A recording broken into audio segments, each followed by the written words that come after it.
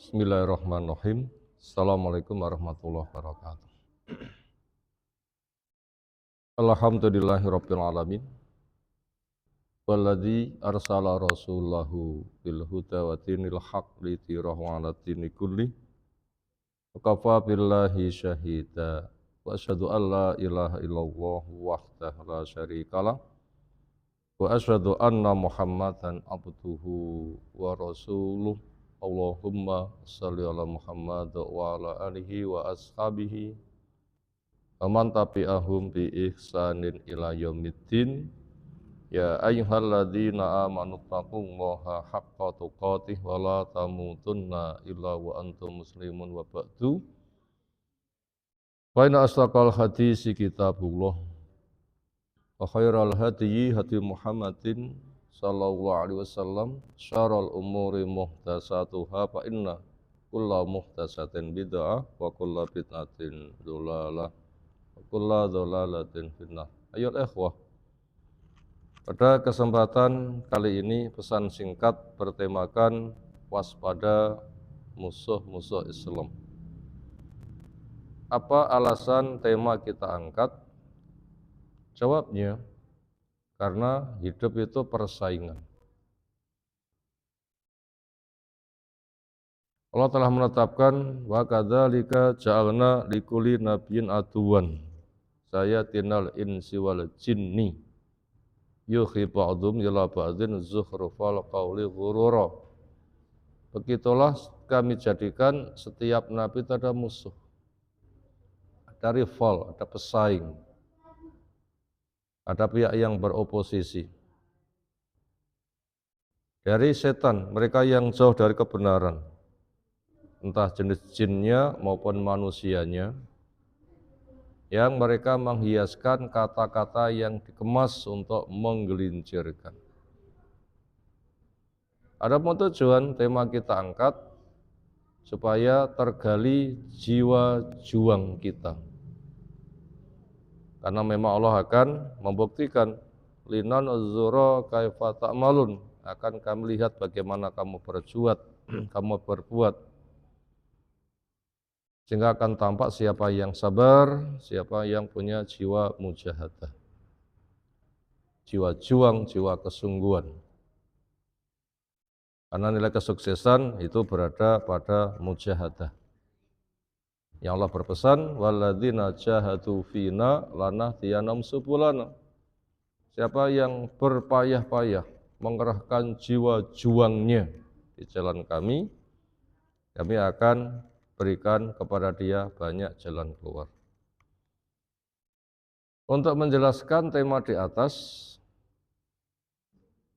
kita baca sebuah ayat ada di surah At-Taubah yang ke-34. Allah memanggil, ya ayyuhalladzina amanu inna katsiran minal akhbari wa ruhbani la ya'kuluna amwalan nasi bil batil wa yasudduna an sabilillah walladzina yaknizuna az-zahaba wal fiddata wa la yunfikuna fi sabilillah fabasyirhum bi'adzabin alim.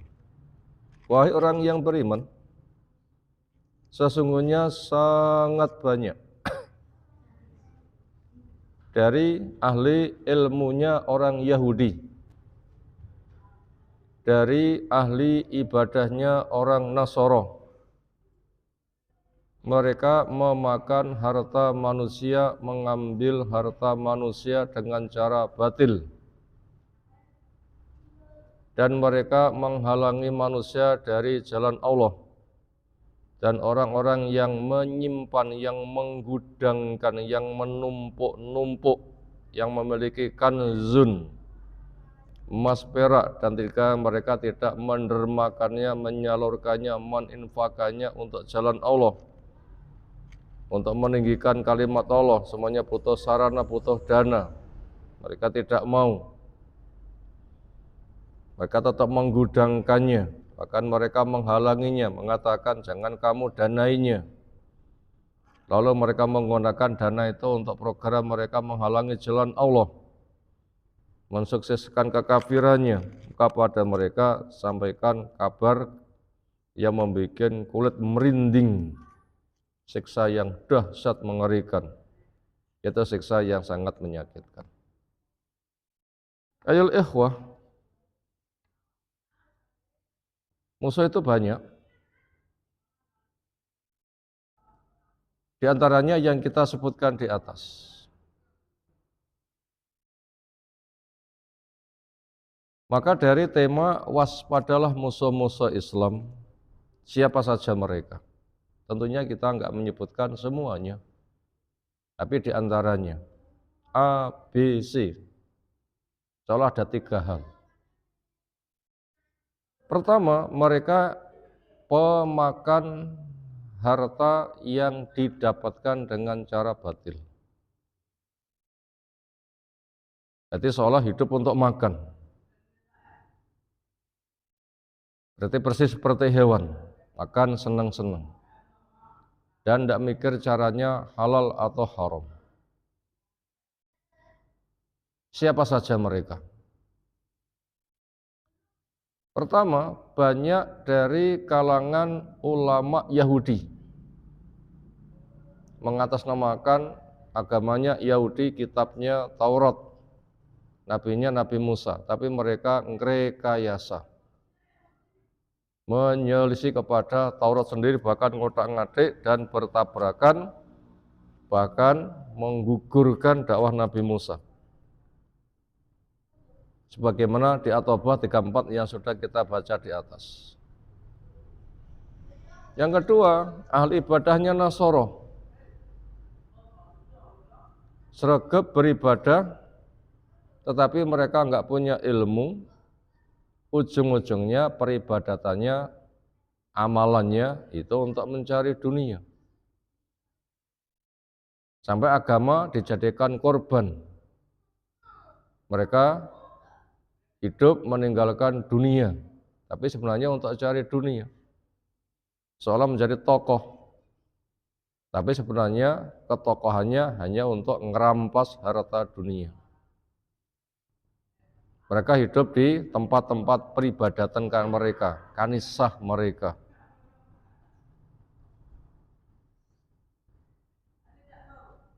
Itu yang kedua. Yahudi, Nasoro, nah jelas mereka adalah orang kafir, musuh Islam. Tujuan hidup mereka dunia. Kekafiran mereka sangat gamblang. Innalladzina kafaru min ahlil kitabi wal musyrikina fi nari jahannama khalidina fiha ulaika hum syarrul bariyah. Al-Bayyinah. Orang kafir siapa? Ahli kitab siapa? Yahudi, Nasoro. Demikian juga orang musyrik. Allah nyatakan kafir, neraka, jahanam, kekal selamanya, makhluk yang paling jelek. Ternyata mereka pemakan dunia, agama untuk cari dunia. Demikian jadi riwayat Imam Muslim. Waladzi nafsi biyadih laisa ahadun min hadhil ummah yahudiyun wala nasraniyun ya'lamu bi risalati wa lam yu'min bima ursiltu bihi hatta yamut illa kana min ashabin nar au kama qala Nabi sallallahu alaihi wasallam. Demi zat yang jiwaku ada di tangannya, tidak ada satupun umat ini, entah Yahudinya, Nasraninya, tahu saya diutus sampai mati tidak mengimani saya, tidak masuk Islam yang saya bawa. Tidak lain, tidak bukan kecuali mereka pada sebagai penuh neraka. Lalu yang ketiga, musuh Islam itu adalah orang-orang munafik. Mereka sama, pencari dunia.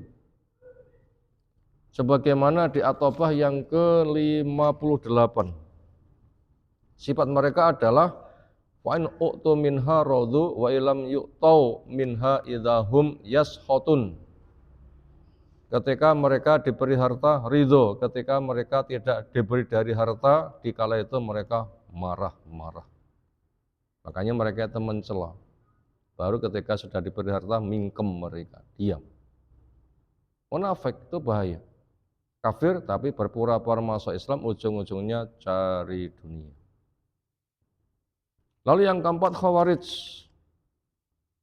Orang yang keluar dari barisan Ali, mengkafirkan Ali. Ya, ujung-ujungnya mereka cari dunia. Karena ketika selepas semisal perang Hunain, mereka enggak mendapatkan pembagian, Maka mereka mencela pada Nabi SAW. Ini cara berbagi harta yang tidak dicari dengannya wajah Allah. Adillah ya Rasul, engkau tidak adil. Mencari dunia mereka. Lalu yang kelima, status ulama untuk mencari dunia. Ini banyak di masyarakat. Kedudukannya sebagai seorang ulama yang memiliki harisma, ngomong diperhatikan, ternyata untuk promosi keduniaan. Promosi obat ABC, obat kuat ABC, obat ini dan sebagainya. Nama saya Fulan sebagai seorang ulama menyampaikan pesan-pesan, ujung-ujungnya keharuman nama menyandang gelar ulama untuk mencari dunia. Ternyata orang-orang seperti itu musuh-musuh Islam, kiprahnya kenyataannya seperti itu. Gak tahulah apakah mengatasnamakan ulama mulai tidak banyak rame, kemudian cari terobosan yang lain, tapi yang jelas itu ada. Kemudian yang keenam, status ulama digunakan untuk menjamin orang dari neraka asalkan mau bayar. Mungkin membuat surat tobat, orang salah menghadap ulama, bikinkan surat perjanjian, surat tobat, bayar sekian, jamin ampunan. Atau zikir fidak, daripada kalian membuat selamatan, seorang saja bisa habis jutaan, cukuplah setiap malam Jumat ngumpul bersama saya, daftarkan siapa keluargamu. Seorang nggak usah 1 juta, nggak usah 500.000, cukup 50.000 saja. Berapa keluargamu kamu kumpulkan, kita bacakan, nanti saya tunggu di pintu neraka. Bila ada malaikat memasukkanmu ke neraka akan saya hardik. Nah ini juga ada. Ujung-ujungnya untuk cari dunia juga. Itu musuh Islam itu. Kemudian yang ketujuh, mereka musuh Islam sebenarnya untuk mencari dunia adalah kelompok takfiri. Kelompok yang mengklaim hanya dirinya saja yang benar, selainnya salah. Bahkan punya pemikiran harta orang selain kelompok kita halal diambil. Bahkan dikatakan bagaikan mahkota di atas singa. Asalkan kamu bisa menidurkan singanya, kamu ambil hartanya. Lalu yang kedelapan juga musuh Islam, mereka adalah hakim yang menerima suap. Ketika ada orang mengadu, ingin dimenangkan kasusnya, walaupun salah dan kalah, bayar sekian, nanti akan disulap sedemikian rupa, ternyata itu juga dilayani. Sehingga menjadi aspal, asli tapi palsu. Demikian juga mereka yang korupsi. Nggak ada amanat pada dirinya. Sehingga amanat yang ada seperti itu, sampai yang memiliki latar belakang keagamaan sebagai gudang korupsi. Kenapa? Memang semuanya tujuannya untuk mencari dunia. Ini musuh yang pertama. Kemudian musuh yang kedua, orang yang hidup ternyata digunakan untuk membuat gudang simpanan dunia. Jadi mereka kerja bukan sebatas untuk sarana hidup, butuh makan, butuh pakaian, sakwajari, butuh modal perjuangan, bukan. Tetapi memang mereka itu hendak menjadikan gudang, ingin numpuk harta, ambisi, mengatakan mali, sampai zakat pun juga enggak dikeluarkan, apalagi dana untuk perjuangan. Itu juga musuh Islam mereka. Lalu yang ketiga, mereka adalah para penghalang jalan Allah Subhanahu wa taala. Itu sengaja menghalangi manusia dari jalan Allah Subhanahu wa taala. Kenapa? Karena ketika menghadapi orang yang benar-benar jalan Islam yang benar didakwahkannya, itu nanti mereka tidak akan laku ketika promosi. Akan terbongkar kedok mereka, kepalsuan mereka. Sehingga yang hak itu dianggap musuh.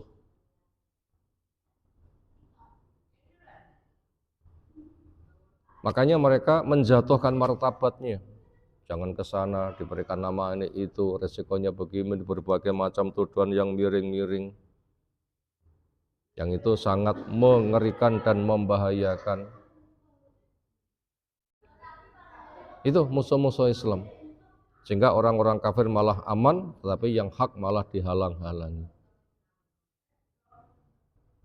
Tempat ibadahnya orang kafir malah dijaga, yang hak mau menyampaikan Islam malah dihalang-halangi. Berbagai macam tuduhan, isu-isu, apalagi memegang media, oh gak karuh-karuan. Itu musuh-musuh Islam. Itu banyak ada di kanan kiri kita. Bahkan mereka ada yang punya prinsip, bunuhlah Ahlussunnah, kamu nanti masuk surga. Di negeri ini mulai menjamur dan menjamur. Sehingga seolah amalan orang-orang kafir itu menjadi ritual kaum muslimin yang bodoh-bodoh dipromosikan di masjid-masjid. Ayo ikhwah, menghadapi semuanya, apa solusinya? Solusinya adalah tegakkan pengadilan. Loh apa mungkin? Loh pengadilan wis nyekel juga wong sing ngono-ngono kuwi. Sehingga ada plesetan KUHP, mestinya kitab undang-undang hukum pidana tapi kasih uang habis perkara. Jawabnya, kita wajib tahu sebenarnya keadilan itu apa. Yang Allah perintahkan, innallaha ya'murukum bil adli wal ihsan. Adil itu apa? Adil maknanya adalah wat usai fi makanih, menempatkan sesuatu di tempatnya, itu keadilan. Kalau gitu apa keadilan? Berangkat dari ilmu syar'i, itulah wahyu. Itu adil. Yang kedua, adil itu manhaj yang benar. Ilmu syar'i dipahami sebagaimana generasi pertama yang mereka telah sukses. Itulah Al-Quran, ditafsirkan dengan sunnah yang sahih, dipahami dan mengkas bagaimana para sahabat. Lalu yang ketiga, adil ialah ketauhidan. Dengan kalimat la ilaha illallah. Hanya Allah saja yang diibadahi, dibuang sesembahan batil. Yang keempat, keadilan itu adalah ibadah dengan sunnah. Itulah syahadat Muhammadur Rasulullah, semuanya peribadatan sebagaimana yang dicontohkan Nabi SAW. Lalu yang kelima, keadilan itu adalah memiliki akhlak yang mulia. Karena Nabi kita diutus untuk menyempurnakan akhlak. Memang akhlak itu adalah agung. Yaitu ketika bergaul memberikan maslahat pada lingkungan. Makanya kerjanya halal dan banyak memberi. Kerjanya halal dan banyak memberi. Kepada yang nyimpang-nyimpang, luruskan. Apabila itu dimiliki, itulah keadilan. Itu sebagai solusi buat semuanya. Demikian yang tersampai. Semoga kewaspadaan kita akan selalu on pada diri kita dan kita tahu solusinya yang dengannya nanti akan dijaga oleh Allah Subhanahu wa taala. Ingat, hak itu satu, musuhnya gak karuh-karuan. Mereka rame-rame hendak menghancurkannya, tapi yakinlah hak pasti dibela oleh Allah Subhanahu wa taala karena ja'al haqu wa zaqal batil innal batila kana zauka, yang hak itu datang, yang batil itu nyingkir, dan memang semestinya batil itu tersingkirkan. Wallahu shawab, alhamdulillahirabbil alamin. Subhanakallahumma bihamdika asyhadu an la ilaha illa anta astaghfiruka wa atubu ilaik. Assalamualaikum warahmatullahi wabarakatuh.